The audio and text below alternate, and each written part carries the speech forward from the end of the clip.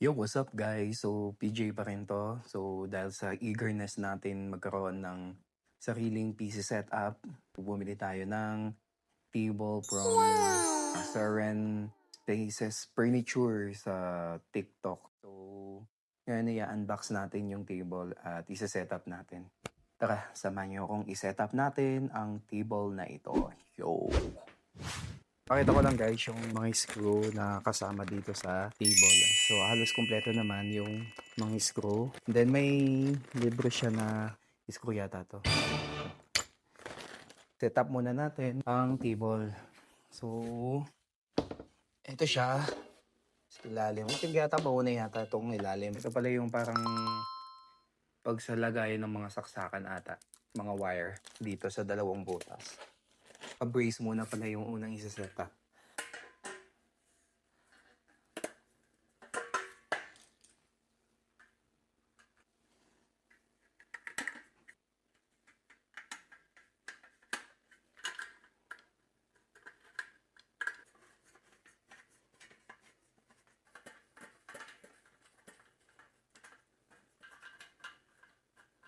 Parang mababa siya, love.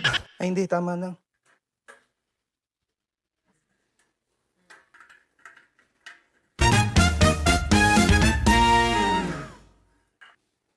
Tapos na natin yung brace. So, ilalagay na natin yung mismong table.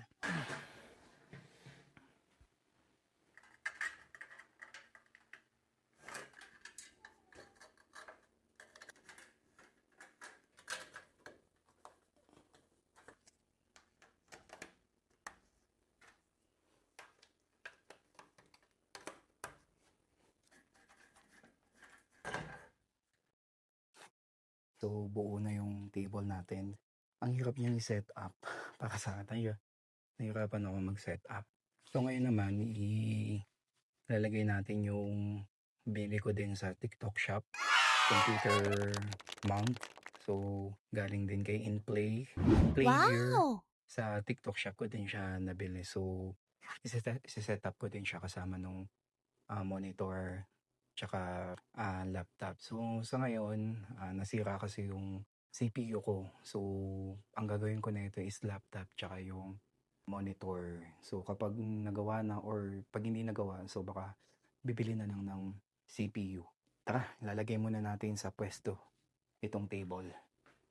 Dito ko siya ipupwesto. Okay siya guys ha. Mabigat to siya ng konti. So, tamang-tama siya for work from home, pang PC gaming. Ayan.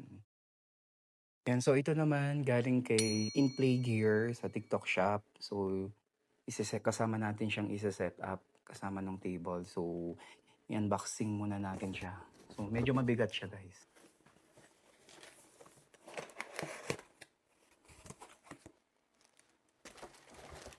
Ayos ang bigat nito Mukhang maganda tong quality na kalab. Ay, computer mount na. Sana magkasya. So, may manual din siya kung paano i-set up. First time kong magkaganito sa buong buhay ko. So, may mga ano din siya, mga screw, may kasama na rin siyang mga pang setup. Ayan. Ito yung pinaka-base. Tanggalin muna natin lahat sa plastic para hindi tayo mahirapan mag-set. So, medyo may pagka mabigat to for sure kapag na-set up to.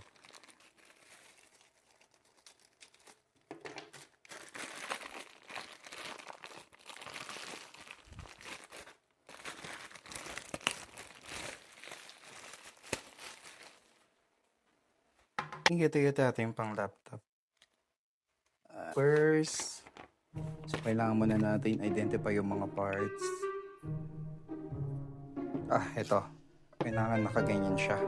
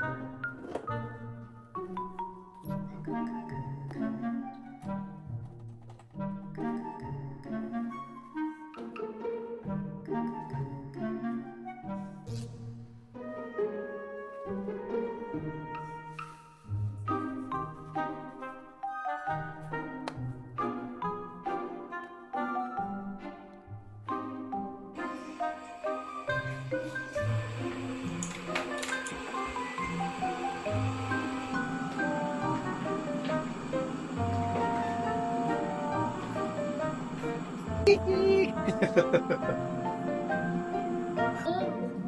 nabuhay. Oh, May silip lang, may sumisilip. Ayun, may sumisilip.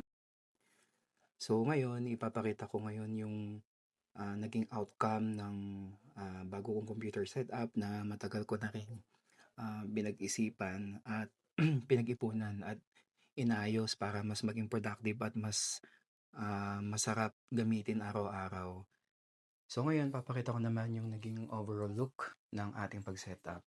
Una nating tingnan is yung computer mount. So, ang purpose nito is para hindi nakalapag yung laptop or yung monitor para mas madaling linisin din at mas may magandang airflow. So, ito naman yung laptop. Ito yung gamit natin sa everyday task natin. Ito rin yung gamit natin for video editing, ayan, so mga reports, other tasks sa ating trabaho. Next natin papakita is yung monitor. Itong monitor na to, nabili ko to parang last 2 years ago. So, ito yung ginagamit ko para mas malawak yung screen, para mas clear yung pag-edit natin ng mga videos sa mga vlog, at of course, para mas magandang manood ng mga YouTube videos.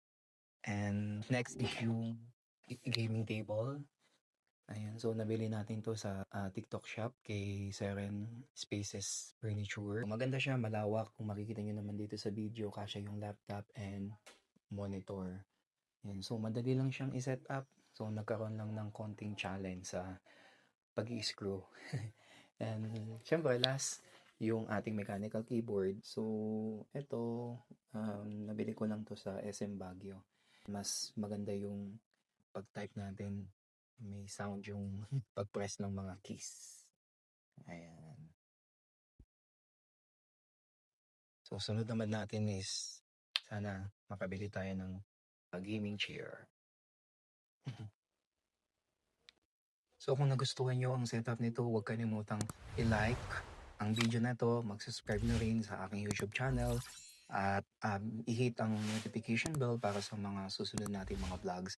Maraming salamat sa panonood. See you next time sa next nating vlog.